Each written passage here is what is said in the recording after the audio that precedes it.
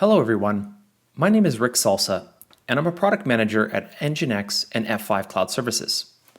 In this demo, I'm going to show you how to scale an app globally using just DNS with our F5 DNS Cloud Service. Now before we get into the demo, I just want to take a moment to introduce you to our service. The DNS Cloud Service is a globally available, cloud-agnostic, managed authoritative DNS service that provides your DevOps teams and app teams with a fast and secure cloud-native way to make their applications or their microservices highly available. You can drop our DNS cloud services into an existing CI/CD pipeline or directly leverage our API or use some of the ecosystem integrations that we have today like Ansible, Terraform, and our external DNS provider for Kubernetes. We include in our service DDoS protection, and we provide you with that redundancy that's required at the DNS layer to help ensure that your apps are always available for your users.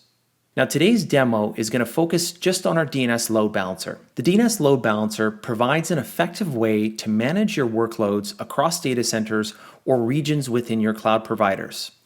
DNS load balancer unlocks a straightforward and faster way to help build multi-cloud redundancy by providing teams with geolocation-based traffic steering, intelligent load balancing capabilities, and health monitoring to ensure that your users are always directed to the most optimal instance of your application, and all of this with just a few clicks. We're primarily going to be focusing on application performance. And as I'm sure you're aware, application downtime is a big deal. And an outage can impact your customers' confidence, and it can bring your business to a standstill. So the first step in our demo is going to be to scale out a single instance of an application that we have running into multiple regions within AWS. Now, using NGINX Plus and our DNS load balancer, the two of them acting together, we can ensure that traffic is automatically routed around impacted locations when all of the servers within that region go down.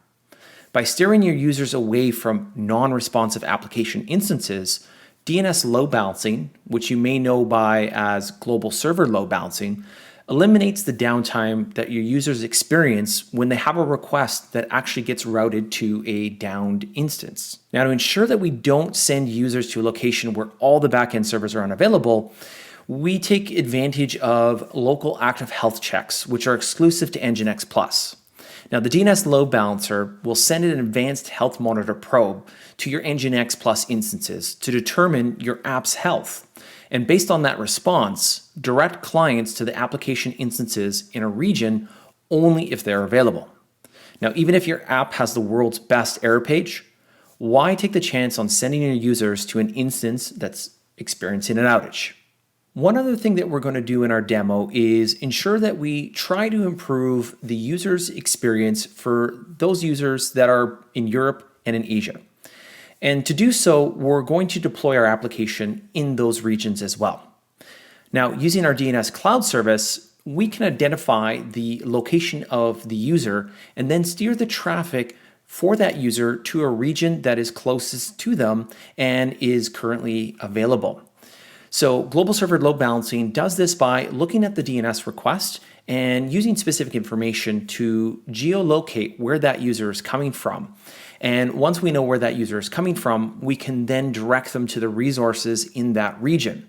Now, you can have multiple resources within that region, and the closest one isn't always the most optimal.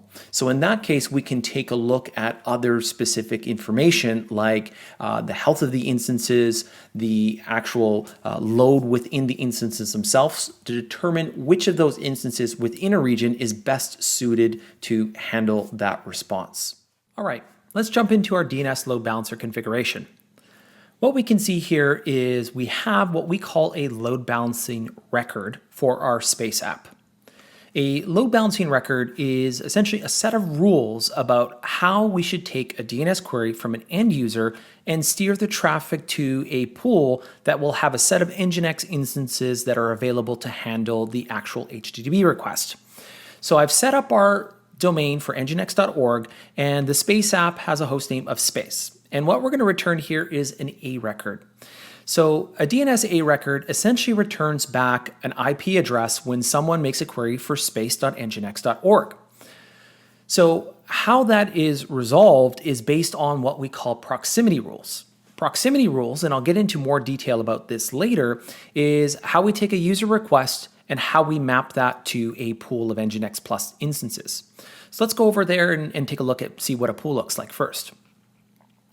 So a pool can have multiple IP addresses inside of it. Those IP addresses are going to match your NGINX Plus instances. So here we can see we have a pool that has just one NGINX Plus instance. This is our original NGINX Plus instance app, and you can see it's reporting a health status of OK, which means it's up, it's available, and it's handling requests. We haven't received a 500 error from it, informing us that all of the backend pool members are down. Now, when you're creating your pool, you can specify how many responses you want to give back. And technically here, what we're trying to do is we're going to always give back one answer because we always want to make sure that we're sending a response of an available available member. You could send back more responses of available members, then it's up to the DNS client to choose which one it's going to use. But the load balancing method helps us determine how we send back those responses. So assuming that we have multiple members in this list here and they're available, the default method I'm going to choose today is just round robin to keep it simple. And it works exactly the way it does if we use an round robin on an NGINX Plus instance. You can see we have a couple of other options here, like a ratio member, which allows us to do weighted responses. You could use a ratio method if you wanted to do a blue-green type deployment using DNS. This is very common, for example, if you're moving your application instances from on-prem up into the cloud. Static persistence, if there's any sort of persistence in your application, we can replicate that with DNS. We can use a deterministic algorithm to make sure that we always give back the same answer to a client when they try to get to the space app. And then the priority option allows us to give scores to these instances, and we can weight certain things higher. So for example, you might be using multiple cloud providers in a certain region, and you might give your preferred cloud provider the highest priority score so that those answers are returned first. But let's say that that cloud provider has some massive outage and you can no longer get access to those apps on that provider. Well, priority allows you to do a standby and move to another or a lower priority score. This could be a backup cloud vendor that you've set up with a couple of NGINX Plus instances in different regions. It might cost you more to run them. You might use spot instances, so maybe they'll skate up. But priority gives you that ability to do things like active standby failover with your cloud providers or from like an on-prem to a disaster recovery site through DNS. So this configuration is quite simple right now. All I need to do actually is add one more IP address for the US Planet app. So let's actually go and do that for a second. So we will add US Planet app 2.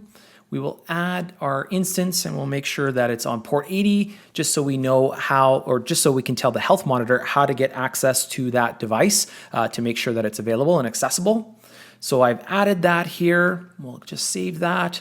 And let me just quickly jump back into my pool. There was an easier way to do it, but we'll just add that member here from this existing list and add it to our pool. And click on save. So now you'll see there'll be two options here, and the service will essentially round robin between the two instances as long as they're both available. And of course, if one were to go down, then you would get the response of only the available instance, directing the user to an NGINX Plus instance that's up and available to handle the request. Now, here's where we would actually go and jump back to the slide that's talking about geolocation load balancing. And I'm going to pause here for a second, and then I'm going to jump back into it in a moment. I will let you know once I'm jumping back in so we can create our load balancing records. All right, I'm going to jump back into it after a slight pause. Okay. So to add the additional regions, I'm going to actually just use the API directly instead of using one of our ecosystem integrations, just so you can get a feel for what the API looks like. Our API uses a declarative API. What that basically means is the entire configuration set is defined within the API or a single API call. we're describing the state of what we want the service to look like, and then the service will figure out how to manage itself to replicate that desired state. So if you're familiar with Kubernetes and deployments and the YAML files, well, when you're doing a deployment, it's essentially a declarative API call. You're determining or you're specifying the end state that you want the service to look like. We're doing the same thing here with DNS. So here's my load balanced record, and it's going to be for space.nginx.org. And you'll notice a difference here, and I'm going to jump into the UI and we'll talk about it there, but you can see some additional proximity rules. This is for the geolocation-based traffic steering. What's new is we have a pool for the European users. So this defines the EU pool, as I've called it. I'm setting a TTL of 30 seconds. More on that in a second. And I'm using a simple load balancing rule. And to keep things simple, we're just going to use a single instance in that region. But of course, we can scale that to multiple instances, like you can see here in my US pool configuration, where I have 2 NGINX Plus instances defined as virtual servers.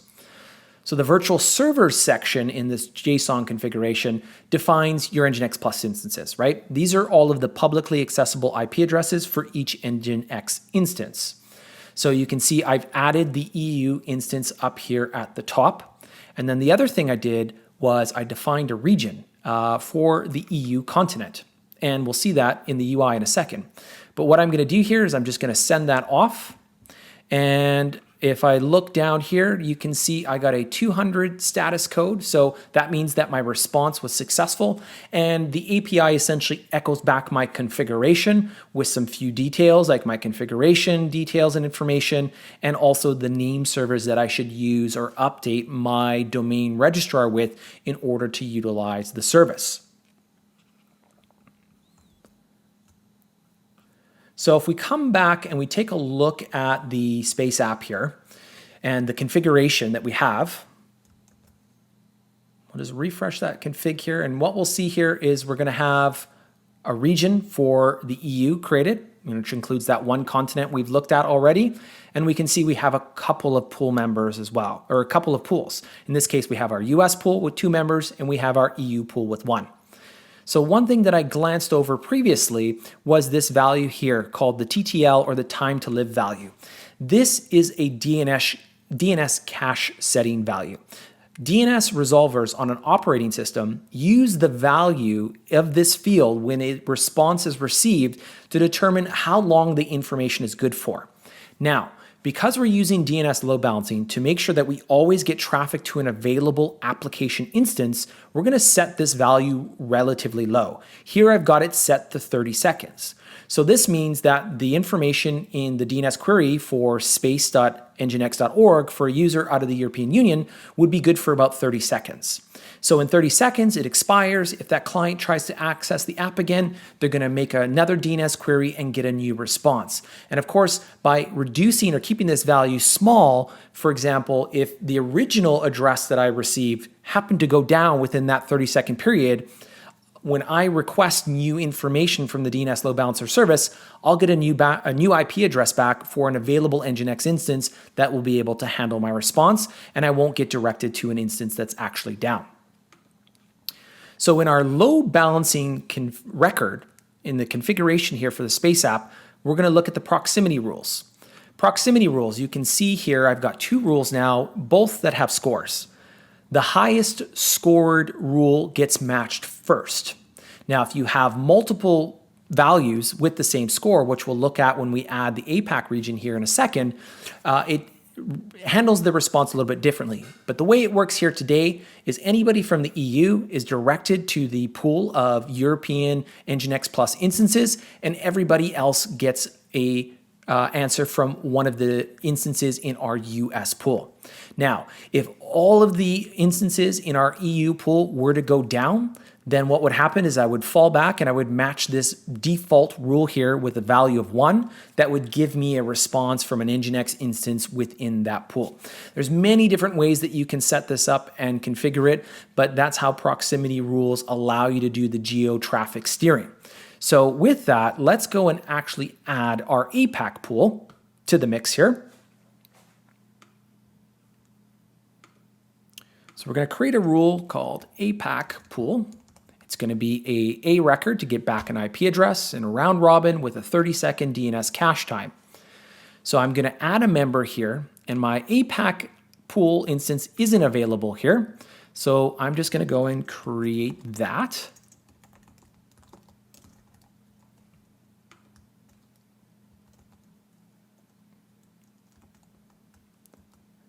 We'll put our IP address in there, and we'll save that and make sure that we select that right one from the list. All right, so we have our APAC Planet app available as a pool member inside this pool. And next, I'm going to come back to my load balancing record, and I'm going to add a new pool right here. Now, I'm going to select, but here, I'm going to actually create a region first for APAC, seeing as we don't have one. So we're going to actually add Asia, and we'll add Australia to this region. We'll just save that there. We'll make sure that we select the APAC pool, and we'll give it a score of 10. We'll add that rule. And then when we save this, we will now have two rules with a score of 10. So this will match, as you can see, clients either coming from the EU or APAC, because it's most specific depending on where their location is, and then we'll route them to that pool. And again, if these two regions, EU and APAC, were both for some reason experiencing outages, we'd fall back to that default rule and get an answer or response from our app instances in the US, where we might have more available instances. So I'm going to go ahead and save that. And while that's saving, now what we're going to do is we're going to go into the Space app, and we're going to try accessing this from two different locations. So what I'm going to do here is the browser that I'm using actually has a built-in VPN. So I'm going to go and turn on my VPN, and you can see it's right now working from the Asia region. So with that, we're going to actually refresh the browser screen here, and we're going to access and see what changes with the app when we're coming from the Asia region. So with a refresh of the browser screen, we can now see that the app homepage has changed. It's telling me that I'm actually accessing the Planet app as a user in the APAC region. We can see that in the title of the homepage itself, and we can see that we've actually got a logo specifying that this is a request being handled from our site in the Asia Pacific region. So we'll switch one more time here. This time we're going to go to Europe. So with a quick refresh of our browser, you can see that we are clearly getting the application homepage from our NGINX Plus instance that's residing in the EU. So hopefully this demo has given you a better idea of how DNS Load Balancer can help you add availability to your application by giving you a scalable, fully redundant DNS infrastructure layer, and how you can layer on DNS load balancing so that you can improve application performance times by directing your users to the closest available instance. Before we close out today's presentation, I want to take a few moments to highlight a few new things within the F5 DNS Cloud Service. The first is the preview availability of our integrations with our Big IP LTM and NGINX open source and NGINX Plus instances.